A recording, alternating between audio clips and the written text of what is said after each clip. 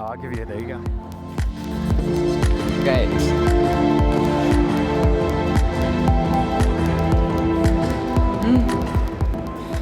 Great, good morning. People awake? Good morning. Yeah, we're right here, guys. Great. Well, I'm very excited about this conversation. If you're a founder, if you're interested in DeFi, if you want to know what's coming next in Bitcoin, this is the talk to be at. So I really appreciate everyone being here, and I especially appreciate you being here to tell us more about Alex. Thank you, and good morning, everybody. My name is Chiente Hsu. I am the very proud co-founder of Alex. Alex stands for Automated Liquidity Exchange. And we are one of the biggest and earliest DeFi project on Bitcoin via stacks. Yeah. So Chiente is a leader in this space. She comes from the TradFi world, so she knows everything there is to know about finance. She educates us all the time. But she's really thinking about, what does the future financial system look like? And Alex is a great example of this. You guys are doing some really interesting stuff. I'd love for you to take us through, what is Alex? How does it work? And then we'll get into, if you're a founder, Alex is a great partner because you guys are doing a lot of stuff with early stage companies. So we'll start with what it is, and then we'll get into how people can learn more and get involved. Sure. So maybe just start with my background, because I think our team is a little bit special. My wonderful co-founder, Rachel, she was head of fixed income sales for JP Morgan and Goldman Sachs. And myself, I have been building up quantitative investment strategies for the past, I would say, 20 years. And before that, I was teaching. I was a tenure track professor at Duke, and before that, University of Vienna. So we really came from, the other side of the world. And I remember, I think I was telling Kyle that during COVID, right, I was sitting in my wonderful Morgan Stanley office on the 37th floor, overlooking the Times Square, and just thinking, how can we use our painful experience from the great financial crisis to this COVID, and looking at the people who are not financially included? What can Rachel and I make an impact? And she was fascinated by crypto, in particular Bitcoin. So she was talking to me like 3 hours nonstop about crypto. So then we decided both of us would quit. We just gave up, everything, and we want to build something on blockchain. So our ambition since day zero hasn't changed. I still have that slide, and maybe later I have time to tweet it out, is that we say, okay, in order for people to be truly financially included, you need to use technology. So Bitcoin is the best place that we really can build the on-chain Goldman Sachs. So that's how we started. Then we started looking at which chain we want to build. Obviously, given our background, Bitcoin is a no-brainer because that's in terms of track record, most decentralized chain. But the next question is that for what we want to build, and again, Bitcoin is L1 is very restrictive. There's not much going on right there. So we need to find L2 in order to us to really build finance. So where should we go, right? And at the time, there were not that many. You have, some sidechain, and you have stacks.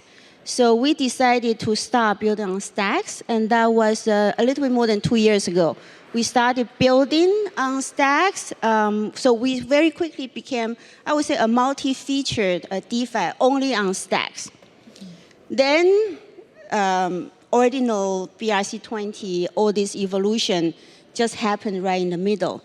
And suddenly, you can do a lot of stuff. In particular, you can have L1 assets on Bitcoin. So we very quickly pivoted to become really almost like a protocol layer between L1 and L2. Because bear in mind, I think yesterday I mentioned that as well. it's really not a no-brainer to move asset between L1 and L2.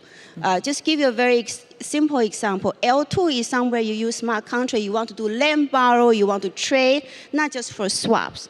So in order to do this, for example, for BRC20, you want to put it on the AMM pool or on the order book.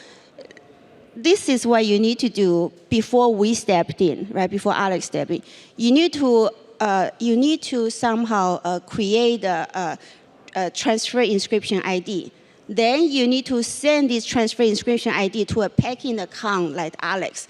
Then you need to make sure that this transfer inscription ID got confirmed on a chain such as Stacks, which is an L2 that can read the Bitcoin state. Then you need to wait very patiently for 30 minutes for this transaction to be confirmed. Then you can send your BRC20 asset to a Stacks address. Then you can do the fancy stuff. Luis is laughing. I mean, yesterday I was saying nobody in the world in the right mind would do this, but somehow we have like more than 4,000 people on our order book every day doing this, right?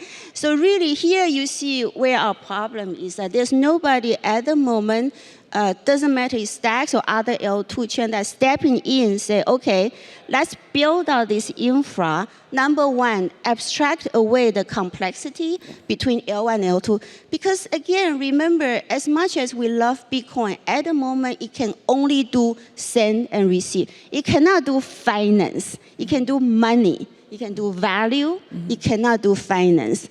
And so I think that's where Alex, at the moment, the ambition, or I would say our vision is. So number one is become the protocol layer between L1 and L2. But with that, it also means that we are building out a lot of infras. For example, the Bitcoin Oracle, Trevor Owen like to say that this can be the mini chain link because just for Bitcoin. So that needs to be built out because every transaction somehow, for example, BRC20 events, you need to be confirmed that it's an on-chain event. And that's for security reason because this at the moment is 100 million capitalization. At the high was, I don't know what else, 450, 700 million. This needs security, right? So this is what we are building out right now. And we want to roll out all this SDK and API for the builders. If you want to build perps, if you want to build derivatives, you want to build another AMM, please come just use our tooling to build it. Yeah, what I love about Alex is that it is building a lot of infrastructure other people can use, and you don't have to rebuild all of this stuff. You can plug in the parts of Alex that make the most sense. You can build them into your DeFi app, and it makes it a lot easier to interact in this network. And I think you have some. Let's see if your slides are working here.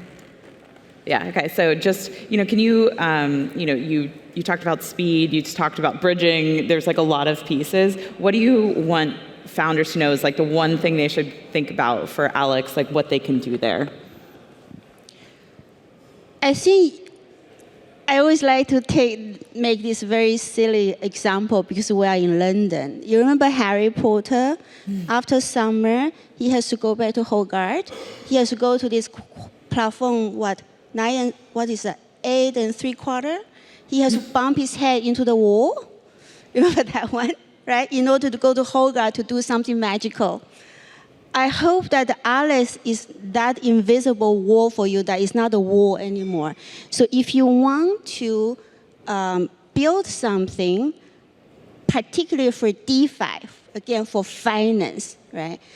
You want to move from L1 asset, Taproot asset, BRC20, or maybe upcoming Rune. You want to use those L1 assets and do something magical, wonderful, what finance is about. Think about Alex, because we have a lot built.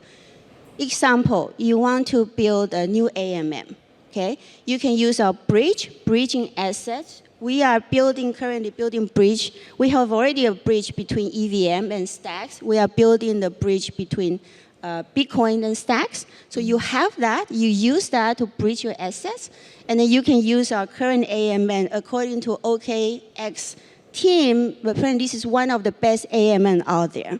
So use that, build your AMN. If you want to build perps, the same thing, the order book is already right there, use our tooling. So, what's beautiful about, I would say, blockchain as well as crypto is that the technology become a commodity. And because everything is open source, that's why we grow so fast. So feel free to, repo our GitHub and just go to build, because all the blocks of composable smart contracts are audited and already used by Alex. So use that and just go to do your wonderful thing. So that would be, our ambition. That's great.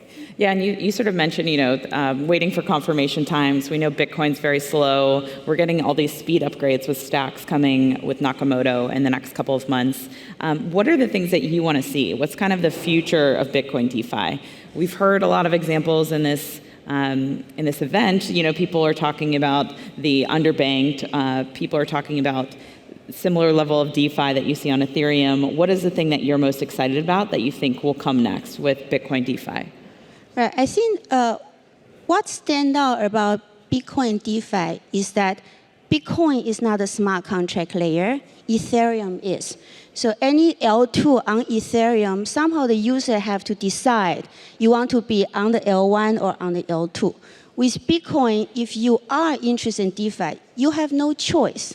You need to choose a L2 because your L1 is just going to give you the native assets, at least for the next, I would say, 2 to 4 years' time. So that's something really, really special is about the Bitcoin, is that the security, the capitalization about the L1 is, it's just very, very singular. So now about L2, where do you want to choose a L2? Behind the scene, Brittany, you and I talked a lot. There are lots of new innovation coming, but they are not there yet. If you look around, other people, what they claim about what they are doing L2 is almost like a mini stacks. Mm-hmm. So, whatever we are seeing right now, stack is still, almost like the only L2 that has and I'm doing very tautological kind of talk, is that global state smart contract. Smart contract has to be global state. So really for us, that's pretty much the only choice right now, is the best choice. So that's about stacks. But we really suffer because finance need to be fast. I remember when I was in TradFi, you will see the dollar-yen, right? You will see the dip in the lunchtime of Japanese market because the traders go to have lunch, right? The volatility would just jump. In DeFi, we can't afford that. We need 24/7. We need speed. That's why we are so hungry for the Nakamoto release, which is going to reduce the confirmation time from, at the moment, it's not just Bitcoin confirmation time, it's also stacks confirmation time. So you have to wait for about 30 minutes. Reduced to 5 seconds. If that happens, you can do lots of stuff. For example, about risk management, lending, borrowing. Right? You need this kind of speed in order to, basically do a lot of those fancy finance stuff, options, et cetera, et cetera. So I'm really excited about that. Yeah. We're very excited as well. So tell me a little bit about the program that Alex has that you're supporting some new teams and new founders, because I think anyone in the audience who's building this space would love to learn from just the years of experience that you guys have building in Bitcoin, building in DeFi. Yeah, so this is really, I would say it's a painful experience that Rachel and I have learned firsthand. When we started Ale, we started fundraising, that was November 2021. Remember the Bitcoin was 65K to 67K. That's when we started fundraising. And we were very lucky. We raised enough funding to hire a great team and to develop all the stuff that you are using right now.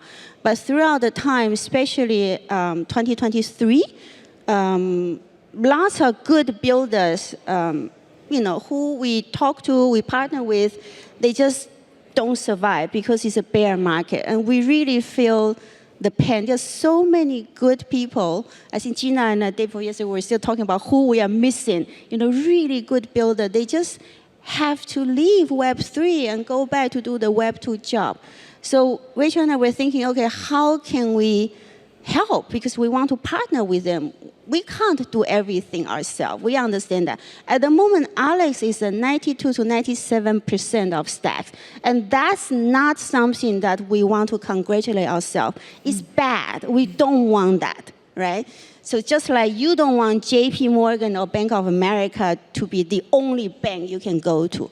We want the really thriving ecosystem, DeFi ecosystem, on Bitcoin, on Stack. So what we have done is that Rachel and I, we put all our money into this Bitcoin lab. It's a crypto fund. It's not a traditional VC. It's a crypto fund, and we start funding those projects that have a very close partnership relationship with Alex. For example, I would love to announce that Ryder, yesterday, Luis is here, he's the CEO.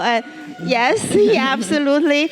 Ryder's a very cool hardware. Oh my God, device. It's so cool. If you haven't seen the video, you will get goosebumps. My mom, who unfortunately passed away, the first thing she was telling me, I am not going to use this F secret key. No way I'm going to use crypto, right?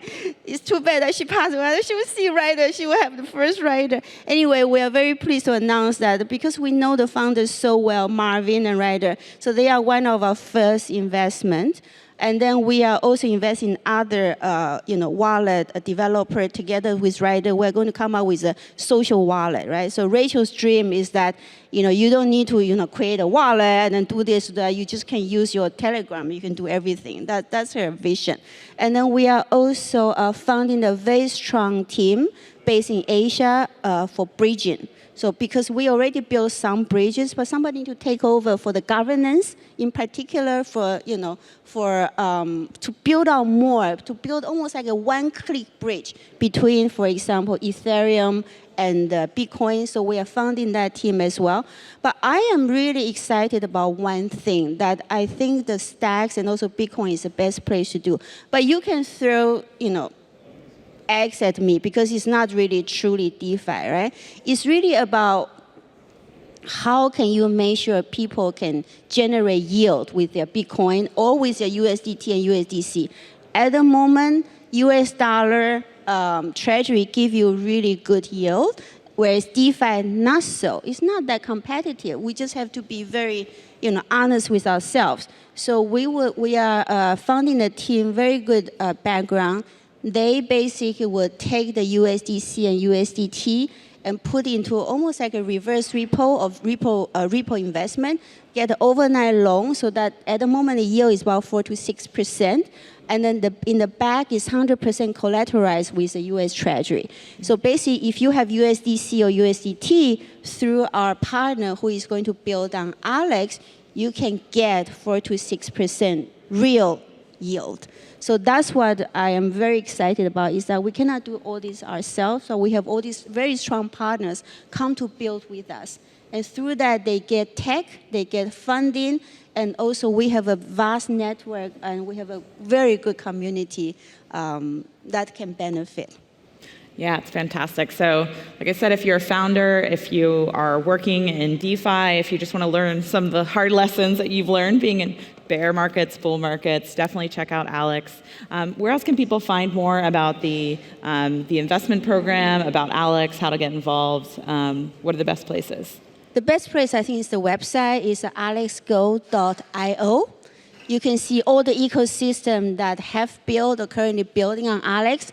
And there's application that you can submit, and then we start talking there. I think at the end of the day, if we all can work together, be very, very efficient, not reinvent the wheel, and again, remember that the pie is growing, it's not a fixed size.